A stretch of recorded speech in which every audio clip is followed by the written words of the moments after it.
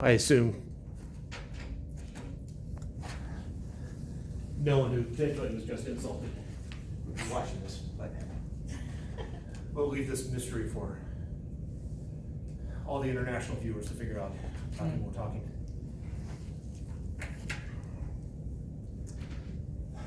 Okay, so gravitational force, conservative or non-conservative?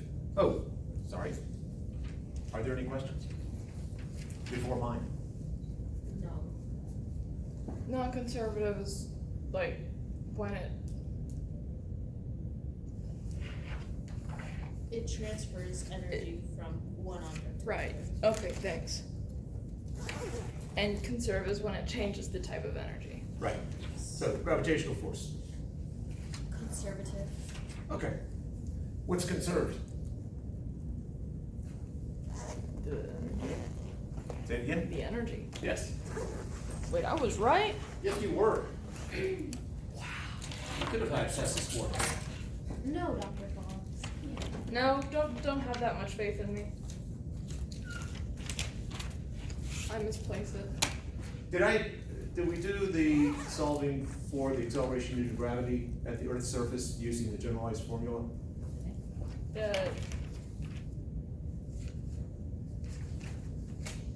No, we didn't. We just knew what the generalized formula is, though. All right.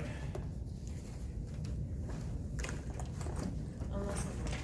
Not to scale. Person dancing on Earth. Okay. And I want to figure out what is the acceleration due to gravity not automatically going to 9.8 meters per second squared. If you look at the generalized force,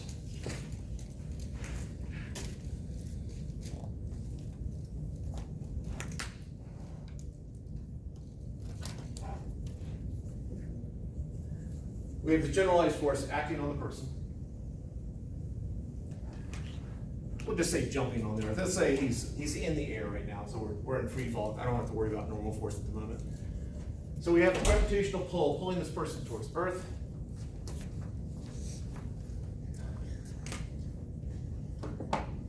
So I know F equals ma. I know it should be the acceleration due to gravity, and that should be big G times mass of the planet, or mass of Earth, mass of person, over r squared. Now, some of this is a rehash of chapter 6, but it's going to connect in what I'm going to do next, in case you have forgotten or I didn't mention it. So if someone's in free fall, their acceleration is the acceleration due to gravity. And that force, mg, should be equal to this generalized force. That's what all we're doing. How can we simplify it? G equals m squared over r squared? No. You just have Those to are two different simplify it. masses. That's mass of Earth and mass of person. Oh. How can I simplify that? We'll take out the MP. Yeah. You can cross those out. So I'm left with the acceleration due to gravity is big G, mass of the Earth over r squared. Now, big G is a constant, 6.67 times 10 to the negative 11th Newton meter squared per kilogram squared. Wait, MGE? Sorry, GME? That's what Big you G, M subscript E Okay. And M over r sub, squared. and M sub E is what you just wrote down? That's the, no, that's big G. So 6.67 times 10 to the negative 11th is GME. No, it's big G. I've all of So that. that's just big G. Just big G. Okay. Times mass of the Earth, which is, Something. yes, more specifically, 5.98 times 10 to the 24th kilograms, divided by r squared. What value do we pick for r? The radius of the Earth. Yeah. It's the center to center distance. That's the big thing I wanted to emphasize here. So 6.38 times 10 to the 6th meters squared. And if someone would be kind enough to work that out on the calculator. It should be 9.77. Did we do this already? Or I we just, think we did. That's my fault. I actually think we did, because the answer should be like 9.77 something, right? it should be somewhere around 9.8. So, Yeah, it was 9.77. okay, Then that's my fault. sorry for the rehash. You're good. I needed that to get ready. Ish. We're trusting memory on the 9.77, but should be somewhere around 9.8.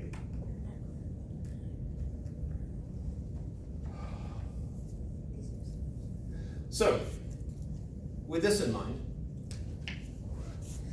I'm going to now take our planet, and apparently not that way.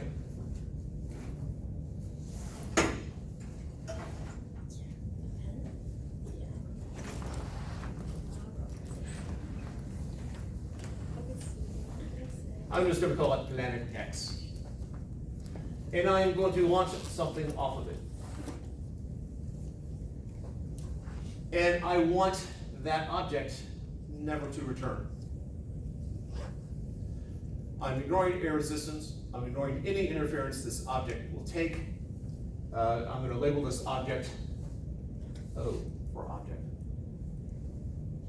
And I'm going to shoot this thing. It's not going to get hit another planet or anything like that. I'm just going to be able to shoot it. And the question is, how fast do I need to shoot this thing so it never returns? Because I know that if it never stops, it's just going to get pulled right back. Well, this is a conservation of energy problem. The reason why we could use Newton's second law, except for the fact that the force acting on it is going to be changing the farther out it gets. And so therefore acceleration is not constant. So therefore it becomes a calculus problem. So we're going to skip ahead. The only force acting on the object once it is launched is the force due to gravity. So if I'm right here, there's this force due to gravity acting back, force due to gravity this way. I am assuming that the mass of the object is much less than the mass of the planet. Yes, Robin. I was finishing writing that down. Could you repeat the setup of the problem? I have an object that I am going to launch off the surface of this planet. So Yeah. X is the planet? X is the planet. I want to shoot it, this object, so that it never returns. Okay. Thank you. Whatever forces are involved to get it going, I don't care about. We are starting the problem once it has been launched at whatever speed that is.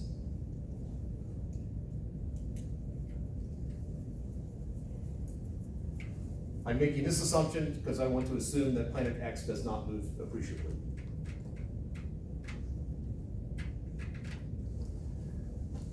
Since the only force acting on it is a conservative force, as we established earlier, energy is conserved.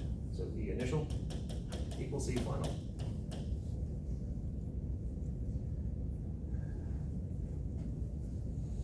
What are the two types of energy we care about in this course?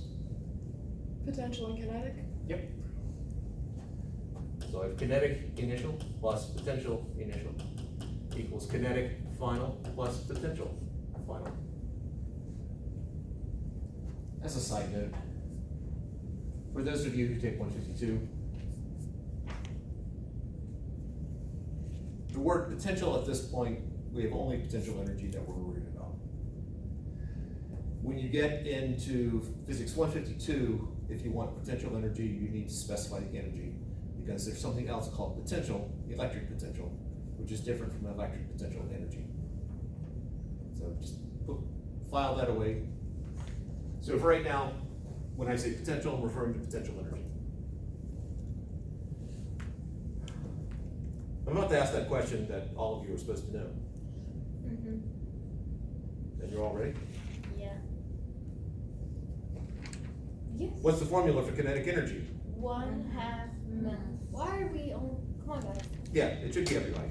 Yeah, come on. 3, 2, 1. I don't 1/2 remember it. mass times velocity squared. No. The What? response, 1/2 mv squared, and also its speed. Oh, sorry. 1/2 mv squared is the proper response. Listen, I didn't get it right either. Sorry, guys. Don't embellish. What is the formula for kinetic energy? 1/2 mv squared. There's the chorus of angels I wanted. Excellent. So I got 1/2 mv initial squared. This is mass of the object. It should not be a p. Mass of object. Plus the gravitational potential energy associated with the generalized gravitational force is, this is not in unison, just somebody. MGH? That is assuming, that's when we're specifically talking about weight. Oh, If little g is relatively constant, and I can assure you, if I'm shooting this thing so it never returns, little g is not constant. MGH plus C. Yeah, I thought that's what it was. That's for weight. That's if the gravitational force, we can assume this, we can use mg, Oh, which we would cannot. G M1 M2 over R plus Very close, you lost the negative sign. negative G M1. Negative, big G. So wait, how do we know if it's weight or generalized gravitational force? Like, how do we know which? Well, if I'm dealing on sort of a global scale, most likely it's generalized. Okay. If it basically comes down to if the acceleration due to gravity is relatively constant, like it is near the surface of the Earth-ish, then you would use MGH. So big negative big G M0 mx over r squared plus, and then the same thing except final, that should be r initial squared. Wait, is that a 0 or a no? That's an O for object. Did I say 0 just then? Yes. O.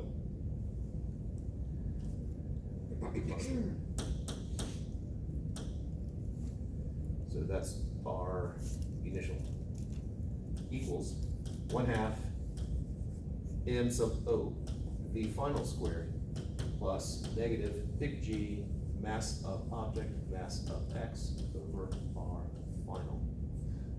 That should not be squared there. That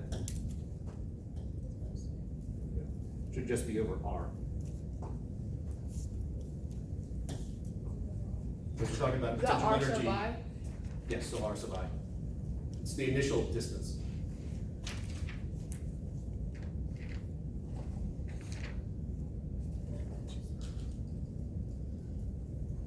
And if you wish, it was mentioned, you could add a constant to both sides. If you don't want to put in a plus C, that's fine. Okay, now, what can we get rid of? MO.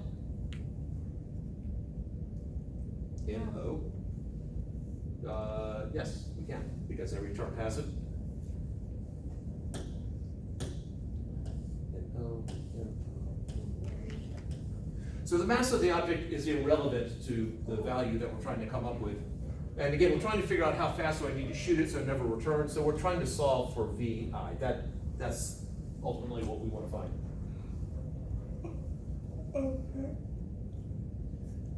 Anything else we can get rid of? Is that plus C off, like in the denominator or off the edge? Off the edge. Can we get rid of the like 1/2 if we times each side by 2? Yeah, if you want. So we have VI squared is equal to, well, may as well bring it over, 2 big G mass of the planet X over the initial distance plus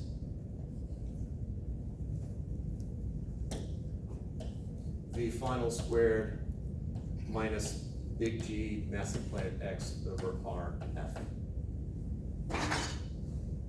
Wait, how did you get there? Are you isolating V? Is that what you're doing? Yes, Oh, it was okay. suggested that we multiply everything by 2 to get rid of the halves, and while I was there, I went ahead and brought the second term over to the right side. Okay, can you wait for a second while I write that down?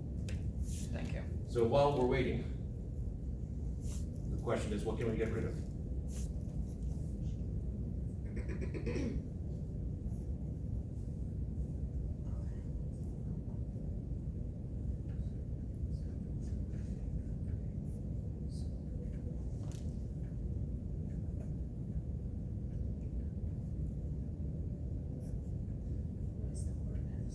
hint, The radius parameter. probably not much of one, but as a hint, this is where physicists get away with much fewer steps than mathematicians.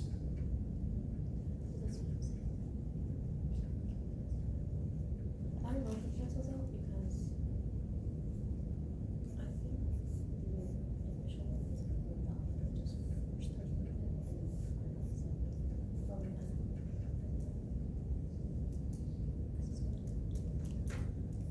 Viewer.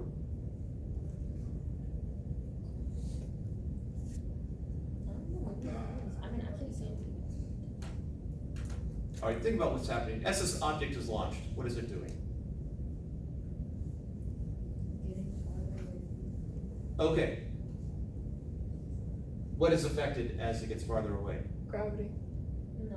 Oh, R. get a little more specifically. R final. So our final gets, so how big is our final gonna get? Infinitely large. Therefore, Therefore, it,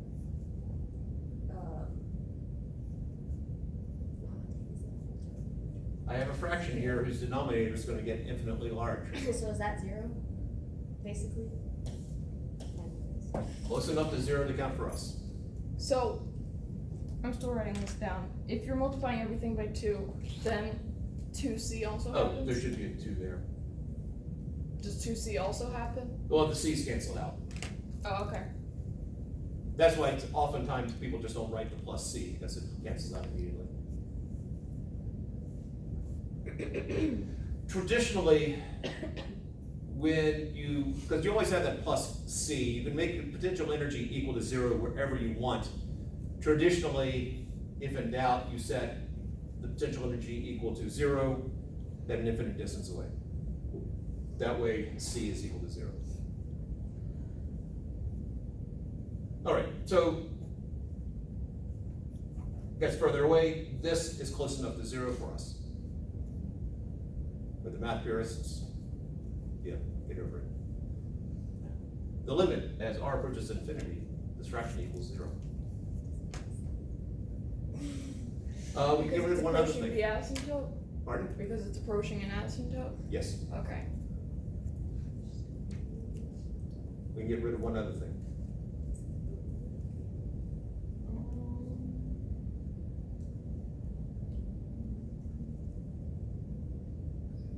Maybe we can get rid of the square, but I can't think of anything else.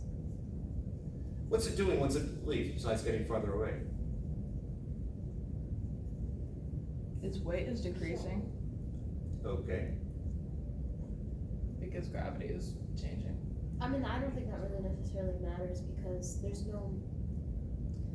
Is it gonna enter centripetal motion? No. No, we're deliberately shooting it directly away from the planet. Okay. To avoid that. Speeding up. Yeah, is it always getting, is it getting faster? Because it doesn't have the force of gravity is getting smaller. If it is getting faster, there must be some force in the direction it's moving. What force would that be? Friction? Wait, what? No. Oh god. Wait, repeat the question one more time? Well, the first question was what happens to it as it gets farther away? Mm-hmm. And you said speeding up. Yeah. And I said, if it is speeding up, there must be some force in the direction of movement. And then I asked, what force would that be? The expansion of the universe? I don't know. This is classical physics, so let's assume universe is flat. Okay. I decide.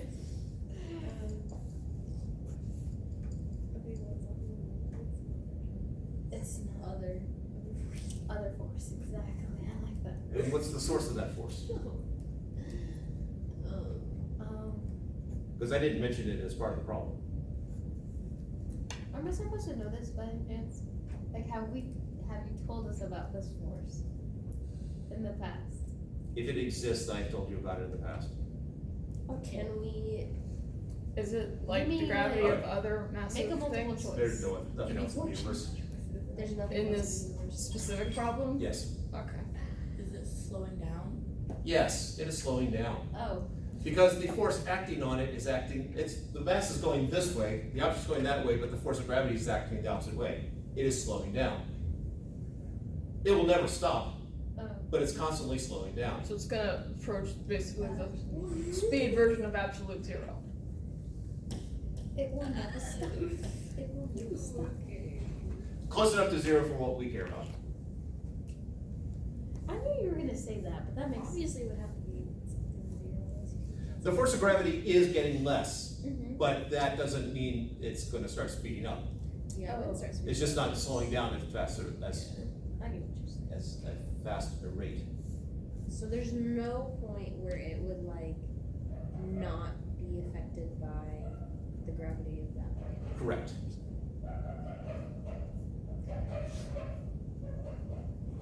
Almost sounded like a hyena. Not quite. All right, so what we're left with, this conservation of energy problem is just this little bit right here. So let's go to a new screen, or actually I'll write it up over here.